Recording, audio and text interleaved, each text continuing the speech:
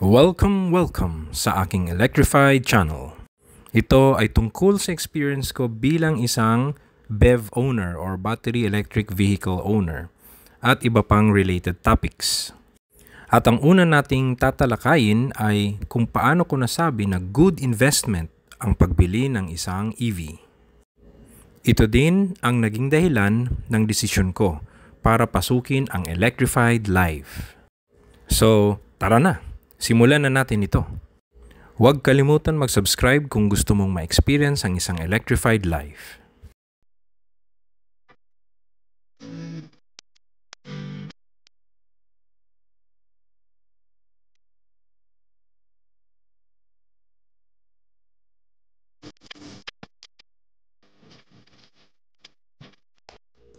Okay, so may ginawa na po akong ready computation para mas mapabilis yung discussion natin, no? 21 years na po ako nagmamaneho gamit ang isang ICE vehicle. Pag sinabing ICE, ito yung internal combustion engine. And itong mga nakaraang buwan lang, ang average consumption ko per week ay 2,400, no? 2,400. Alam ko, mas maliit lang to, mas meron pang mataas dito ang consumption per week. Pero ako, in-average ko na lang 2,400, no? Gas consumption. Monthly ay magiging 9,600 yan. And ang taunang gas consumption ko ay 115,200. So, ibig sabihin, sa loob ng 5 taon, meron ng kalahating milyon, 576,000 gas consumption. So, yun ang gas consumption ko after 5 years. Ngayon, hindi lang nagtatapos doon. Meron pa tayong PMS or Preventive Maintenance Service, no? Every 3 months. Sa kasa yan, kasa. So, yung mga minor PMS, usually 4,000 lang. So, a total of 16,000 in a year. Tapos, in 5 years, may 80,000 expense for PMS. However, meron din tayong major PMS. Pero, sa experience ko, once a year ko lang pinagagawa. And that's averaging mga 10,000. So, in 5 years, may additional 50,000. For a grand total of 706,000 after 5 years. Yan. Ngayon, kung bibili naman ng isang battery electric vehicle na less than 1M, malalaman nyo mamaya bakit mas preferred ko yung less than 1M. Okay. Sa ngayon, paminsan-minsan nag-charge ako sa bahay. Ang rate ngayon sa bahay ay 12 kilowatt per hour. So, ibig sabihin, sa isang araw, 8 kilowatt ang nauubos ko. So, sa loob ng isang linggo, merong 672 pesos na charge sa kuryente ko. Monthly is additional 2,600 dun sa monthly bill, no? 2,688.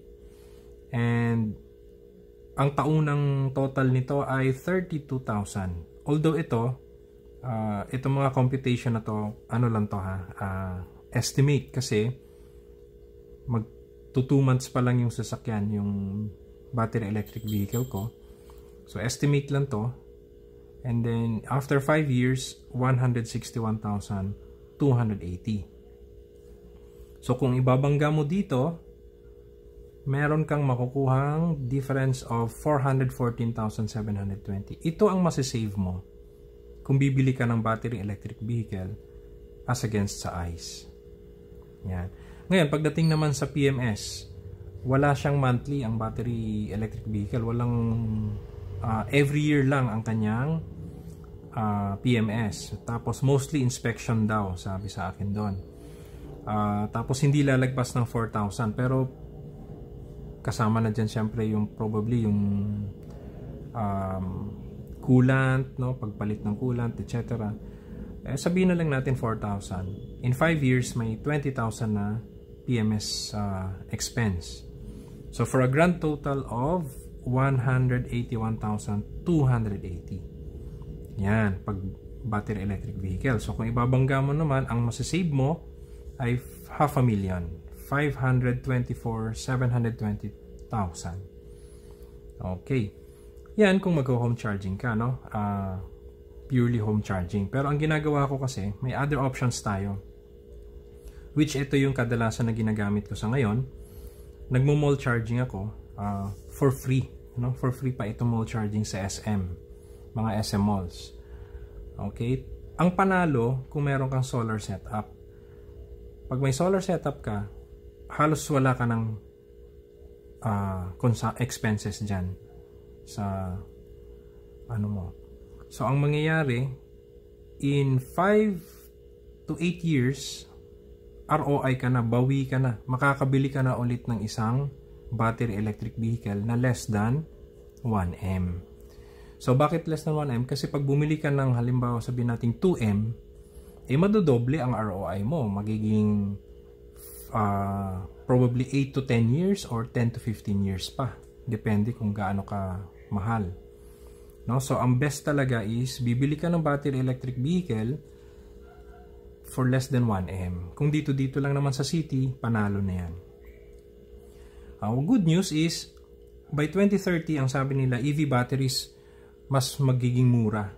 Mas mura pa nga daw kaysa sa magpa-repair ka ng makina ng isang ICE.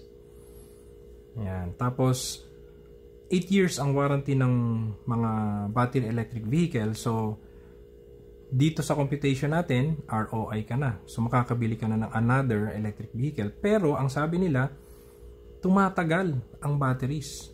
Mas matagal pa kaysa sa mismong sasakyan. So, panalong-panalo ka pag bibili ka ng battery electric vehicle na less than 1M. Yun ang dahilan kung bakit ako napabili ng battery electric vehicle kasi nga dito sa savings na to. Bukod pa yan syempre sa mga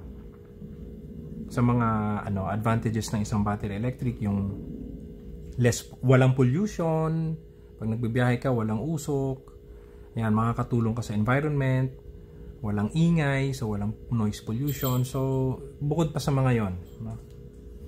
Yun ang mga advantages niya. Okay, so yun ang reason kung bakit bumili ako ng battery electric vehicle. Good investment siya kaysa bibili ka ng isang ICE. Okay, thank you very much and hope to see you sa next video ko.